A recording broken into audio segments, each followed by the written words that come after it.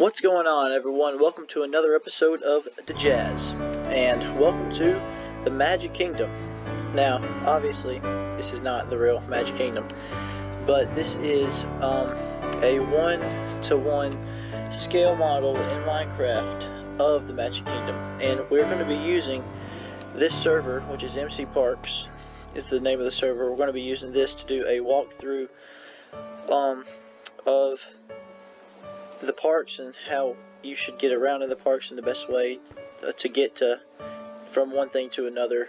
Show y'all where some dining is and where some rides are if you've never been. So this is the best way. I just thought this would be a really good way to show you how to get around in the parks, just because I can walk through with nobody there and I can pretty much go wherever I want and need to go, and it's just a cool way to do it. So, also I want to give credit where credit is due. This is MC Parks server, and they do an incredible job in building this park. I'll show y'all just, there's the outside of the Magic Kingdom, and it's, identical to what it is in real life. So this is the boat that you would be taking from resorts. If you were staying at a resort that had a boat, like the Contemporary or something similar to that. So here's the monorail station. And here we go under where it says Resort Launches. Like I said, if you're staying at Fort Wilderness, Contemporary, Fort Wilderness has a boat, but so does the Wilderness Lodge and Contemporary, and maybe the Polynesian. No, the Polynesian does not, but the Grand Floridian does. So here we are, bag check. We're just going to go ahead and get this going. So we're going to go through the bag check. And those were the metal detectors. So here we are at the entrance. There's the railroad station, and this is where you'll be scanning your Magic Band. So we'll go ahead and do that. And here we are in the Magic Kingdom. Now here's the Mickey in front, and I'm not going to be showing y'all every little detail of this, because this is of their part, because the point is to show you how to get around, not to show y'all every little detail of their park. But it is really cool, and I would recommend y'all check it out for yourselves, because it is really awesome. Now, there is a way to add music to this. It'll track where you are in the park if you have a external tab open showing you where and it'll give you the audio of what part of the park you were at. But for copyright reasons, I can't be playing that in the background, so that kind of stinks. But it is really cool, and you should check it out for yourself. So here's some of the posters when you're walking through the main entrance of the Magic Kingdom. So here we are, stroller rentals. This is the first place I would show y'all. If you need a stroller, this is the place to do it, underneath the railroad station. And you'll be using this desk right here to get your stroller, and then you'll pick it up right here, and you also return it in the same place. So if you want to go to the railroad station, there's there's 3 stops: Fantasyland stop, Frontierland stop, and a Main Street USA stop. So this is where you would be going up the stairs to get to that train station, and we won't go up there right now, but that's where you would go if you were trying to get there. So right here is a meet and greet with Mickey and Mickey Mouse, and then there's also a meet and greet with Tinkerbell. They don't have the sign up for that, but she's also in there. So let's just start out with going down Main Street, because this is the only entrance to the Magic Kingdom. You have to go down Main Street whether you like it or not. And I apologize if this is a little laggy. It's just because their server's so massive and there's so much content to load. It's kind of hard for it all to be there at one time. So down there is where the castle will be. It'll show up in a second when it gets registered. And then that's where we came from at the train station. So we'll come down here and I'll show you all the castle. So here is a good cut through. If you're trying to get to Adventureland, you go down here by the Crystal Palace, and if you're going to Tomorrowland, you go down here through Tomorrowland Terrace. So you can already see kind of the outline of the castle where the lights are.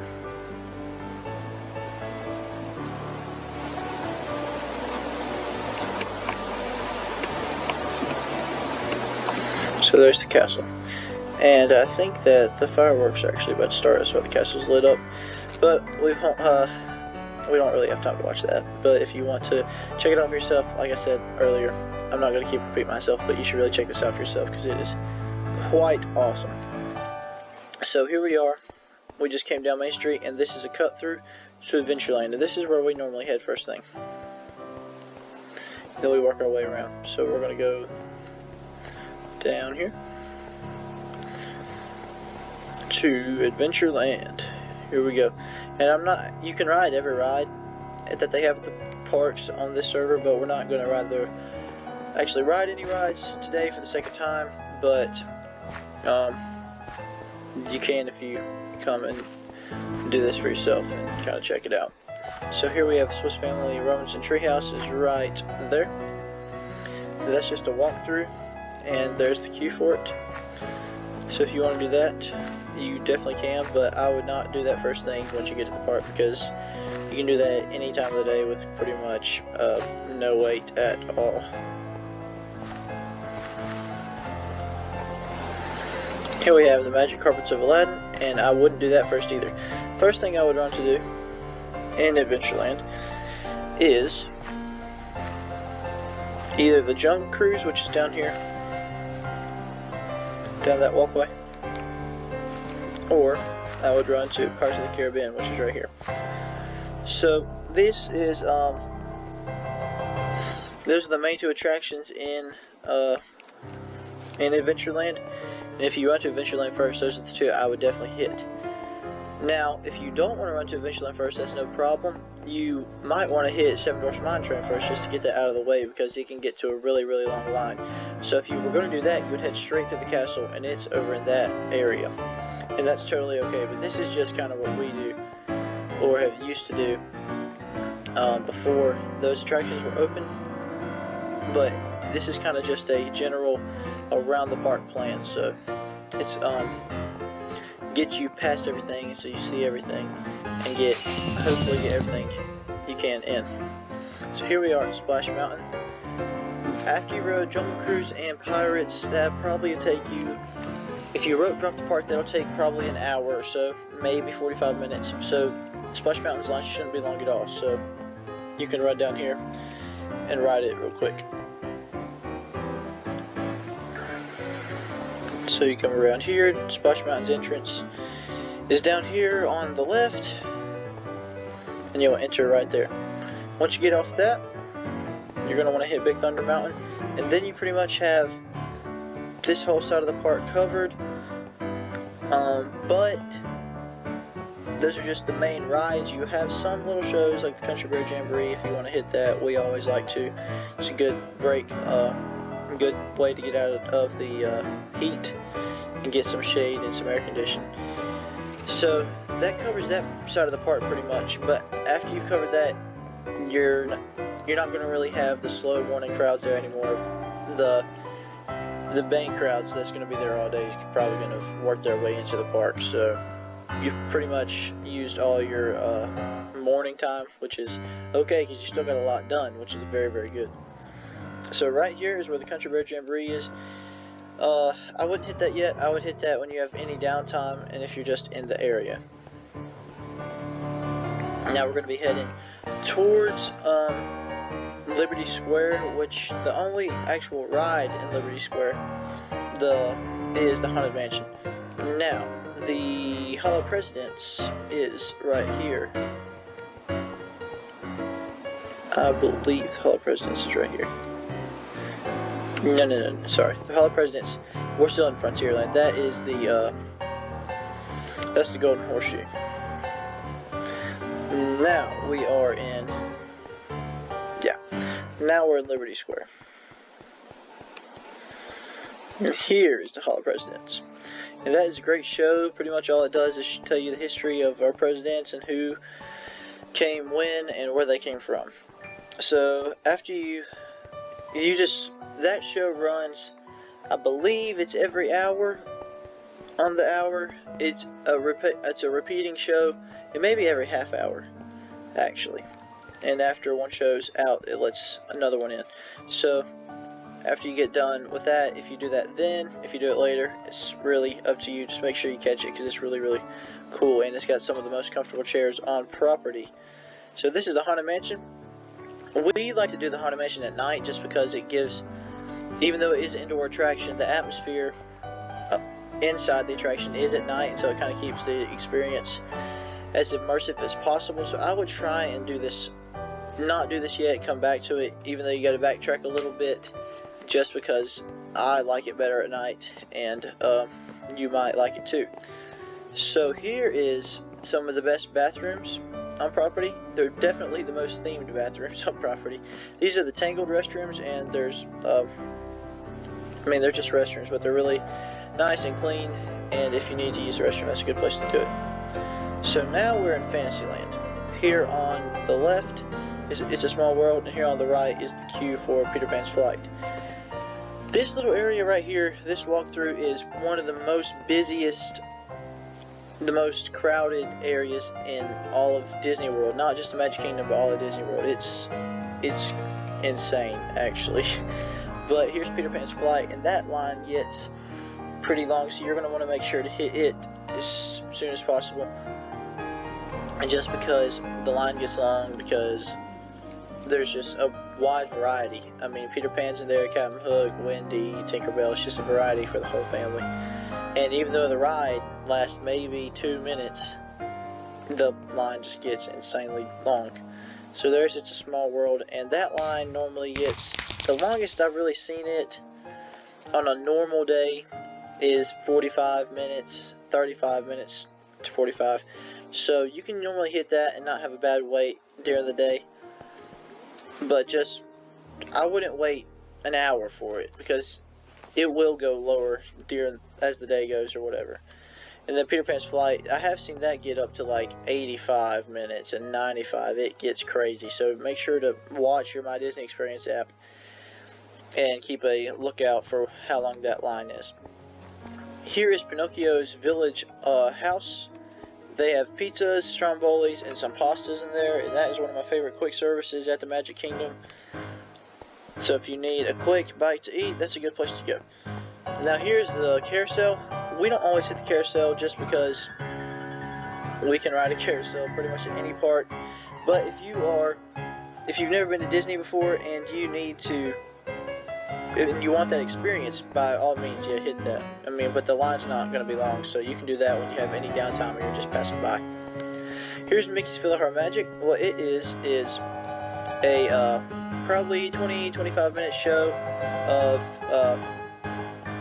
it's on a screen, it's 3D, and Donald steals Mickey's conductor's hat, which is the sorcerer hat from The Sorcerer's Apprentice, and he gets sucked into these classic Disney movies, and he's trying to get the hat and get back, and he wants to be in charge of the orchestra when Mickey's really in charge, and you see how chaos happens when Donald tries to take over. And when you are in that show, after it's over, Donald gets shot out into the audience, and make sure to look behind you to see where he ended up at. So here's Seven Dwarfs Mine Train. Now, you are going to want to hit this probably in the morning before you do the Adventureland stuff, and I'll show you how to get there from the castle here in a second. But just shoot back here and do this, and then head through to Adventureland, and you can pretty much do everything I said but in reverse. So you're going to come around to Adventureland through Frontierland rather than going through Adventureland to Frontier. So you'll be coming from Frontier to Adventure and not Adventure to Frontier. Here is Be Our Guest, one of the most popular, and I would probably say the most popular dining restaurant, dining anything at not just the Magic Kingdom, but in all the property. So it's very immersive. It's just like the movie. I mean, the ballroom is identical, the West Wing's identical, but it is an awesome place to eat. So if you can get those reservations, you're going to need to make them definitely 60 days out on the day, because we have them for our trip coming up, but it was really difficult to get for especially a large group that we have. So down here we are towards the new Fantasyland section, and the only ride down here is, besides the Seven Dwarfs Mine Train, is the Voyage of the Little Mermaid. It may not be called Voyage of the Under the Sea with the Little Mermaid. Yeah, the Voyage of the Little Mermaid is the show at Hollywood Studios. But so here we are at the Under the Sea with the Little Mermaid. So you can hit that anytime. The line doesn't get that long. 30 minutes maybe is the max I've ever seen it on a normal day. So I wouldn't rush over here to get to that one, but I would definitely hit it because it's an indoor attraction. It keeps you cool, and it's just fun for the whole family. It's a slow-moving attraction in a shell. So here we are at our next stop. This is the Storybook Circus area. The only ride down here is Dumbo, and I don't usually ride Dumbo, but if you have smaller kids and you want to get that experience, it's right here around the corner to the right. So I am going to go by it just for the time being. Now we're making our way towards Tomorrowland. And down this right here, we are almost to Tomorrowland. This is the Mad Tea Party, which is pretty much just the teacups. And even though this looks like a attraction for smaller guests, it can get you the most sick. It can get you sicker than any other attraction on property if you don't like spinning in circles. So if you get motion sick from spinning in circles, definitely do not get on the Mad Tea Party. So we have finally made it to Tomorrowland, which is the last area of the park to cover. We have hit Adventureland, Frontierland, Fantasyland, Tomorrowland, and we've also hit Main Street USA. So here we got on the right, we have Cosmic Rays, Starlight Cafe, and they have burgers, and Sunny Eclipse is the alien that plays the piano in there. I'll see if we can get a glimpse of him through the window. Yeah, there he is. Up there, where it says Sunny Eclipse, is playing on the piano. So that is one of the cool places to eat if you want a little show. Is just an animatronic. It's not live or anything, but that is a cool place. So Tomorrowland Speedway is the attraction adjacent from Cosmic Rays, and it can get pretty long of a wait just because how the ride's set up, and it's not a continuous moving attraction. It's you make a lap, you get in the car, the next person makes a lap, and you get out, they get in the car. It just takes a while. So if you want to hit that, you may just have to wait it out. So making our way around, this is the Tomorrowland People Mover, Transit Authority People Mover, and the line, it's an all-moving attraction. So if the line looks long, just get in the line and you can wait it out, and it won't take you about 15 minutes to get on. Down here is one of my favorite attractions at the Magic Kingdom, is Space Mountain. It is probably the most thrilling attraction at Magic Kingdom, even though it's not the fastest. Big Thunder Mountain is actually faster than Space Mountain, and I know that can be hard to believe, but since Space Mountain's in the dark, you get the illusion and the feel that you're actually going faster than you would be if it was in broad daylight. So the other two attractions at Tomorrowland, oh yeah, Carousel Progress, that's a 25-minute show, I would say, and you definitely want to hit it because it's a classic. Walt Disney was actually, give you just a little history on it, it was performed for the first time at the World's Fair, and Walt Disney was he actually got to work on this attraction. So one of the only attractions in Disney World since Disney World did open in 1971, and Walt Disney passed away before he could see it open. So that is one of the only attractions that Walt actually got to personally work on. So that's a really cool thing. And there's a little pre-show on the TV that you can see Walt and the Sherman Brothers, who wrote the song Great Big Beautiful Tomorrow, and kind of his vision for that attraction. Here is Buzz Lightyear Space Ranger Spin. It is a shooter game. You take down Zurg and his evil plan, and you are a Space Ranger, and you're in a car, and you have laser guns, and it's a really cool game for the family because you actually get to interact with it.